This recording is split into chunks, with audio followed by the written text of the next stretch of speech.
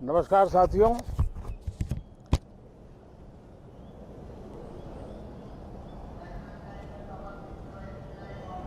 Monsoon सत्र में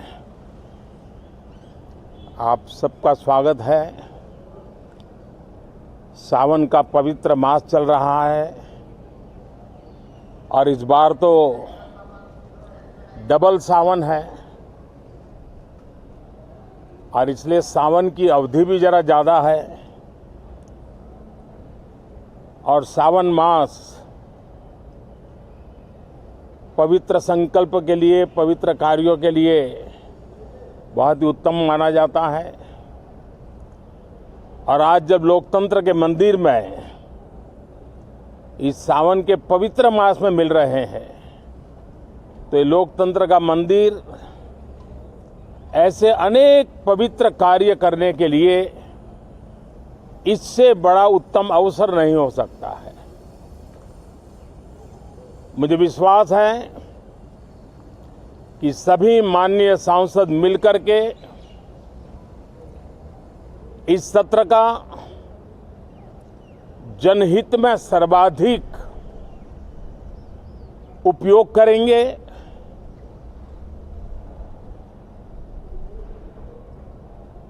संसद की जो जिम्मेवारी है और संसद में हर सांसद की जो जिम्मेवारी है, ऐसे अनेक कानूनों का बनाना, उसकी विस्तार से चर्चा करना बहुत ही आवश्यक है। और चर्चा जितनी ज्यादा होती है, चर्चा जितनी ज्यादा पैनी होती है, उतना जनहित में दूरगामी परिणाम देने वाले अच्छे निर्णय होते हैं। सदन में जो माननीय सांसद आते हैं वो धरती से जुड़े हुए होते हैं, जनता के दुख दर्द को समझने वाले होते हैं और इसलिए जब चर्चा होती है तो उनकी तरफ से जो विचार आते हैं वो जड़ों से जुड़े हुए विचार आते हैं और इसलिए चर्चा तो समृद्ध होती है, निर्णय भी सशक्त होते हैं, परिणामकारी होते हैं। और इसलिए मैं सभी राजनीतिक दलों को, सभी माननीय सांसदों को इस सत्र का भरपूर उपयोग करके जनहित के कामों को हम आगे बढ़ाएं। ये सत्र अनेक रूप से महत्व का भी है क्योंकि इस सत्र में जो बिल लाए जा रहे हैं वो सीधे सीधे जनता के हितों से जुड़े हुए हैं। हमारी युवा पीढ़ी जो पूरी तरह डिजिटल वर्ल्ड के साथ एक प्रकार से नेतृत्व कर रही है, उस समय डेटा प्रोटेक्शन बिल देश के हर नागरिक को एक नया विश्वास देने वाला बिल है और विश्व में भारत की प्रतिष्ठा बढ़ाने वाला बिल है। उसी प्रकार से नेशनल रिसर्च फाउंडेशन, ये बिल एनआरएफ, नई शिक्षा नीति के संदर्भ में एक बहुत बड़ा अहम कदम है और इसका उपयोग अनुसंधान को बल देना, इनोवेशन को बल देना, रिसर्च को बल देना और हमारी युवा पीढ़ी जो विश्व के अंदर नए उपक्रमों के द्वारा विश्व का नेतृत्व करने का सामर्थ्य रखती है, उनके लिए बड़ा अवसर देकर के आ रही है। जनविश्वास बिल सामान्य मानवीय के प्रति भरोसा करना,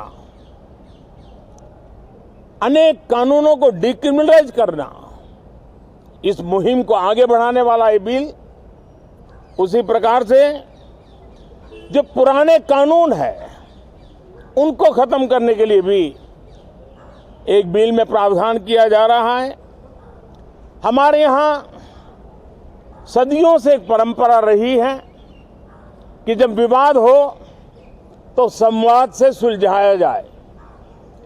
मीडिएशन की परंपरा हमारे देश की बहुत सदियों पुरानी है। उसको अब कानूनी आधार देते हुए मीडिएशन बिल लाने की दिशा में इस सत्र का बहुत बड़ा उपयोग है, जो अनेक विवादों से सामान्य मानवीय से लेकर के असामान्य संजोगों को भी मिल बैठ करके सुलझाने का एक मजबूत नींव बनाएगा। इसी प्रकार से डेंटल मिशन को लेकर के एक बिल जो हमारे डेंटल कॉलेजेस के लेकर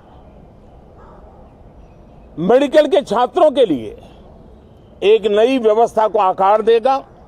ऐसे अनेक महत्वपूर्ण बिल इस बार इस सत्र में संसद में आ रहे हैं। तब ये जनहित के हैं, ये युवा हित के हैं, ये भारत के उज्जवल भविष्य के लिए हैं।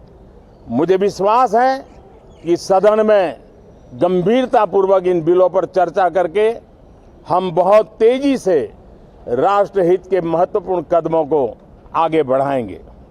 साथियों, आज जब मैं आपके बीच आया हूं, इस लोकतंत्र के मंदिर के पास खड़ा हूं, तब मेरा हृदय पीड़ा से भरा हुआ है, क्रोध से भरा हुआ है।